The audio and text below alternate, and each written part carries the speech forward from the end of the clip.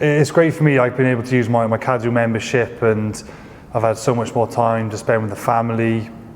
I'm really lucky I've got Castle Cork, really local, so at least once or twice a week I'm up here walking the dog ledley around the castle grounds with our mates and that. We all bring our dogs up here, which is fantastic, and I can spend a lot more time with my daughter Anna and my wife Rachel as well. With rugby you travel quite a lot, but we can go around seeing the sights, and the Cadw membership is fantastic for us. We've got Castle Cork, Caerphilly Castle as the crow flies, so my house is 3-4 miles away, which is very local. There's also Tintern Abbey and Chepstow Castle as well, so it's fantastic. And my little one loves the castle as well. She's at that age where she's really into princesses and stuff, so the castles for her are fantastic.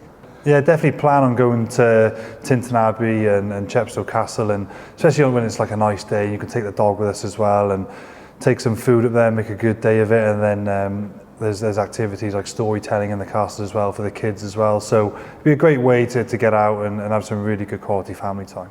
I have been to North Wales quite a few times actually, and George North's always telling me how beautiful it is up there, and I can't argue that, to be honest. You go up North Wales, it's a stunning part of the world, so to go up there and see more of the heritage and sites up there would be fantastic with the family also.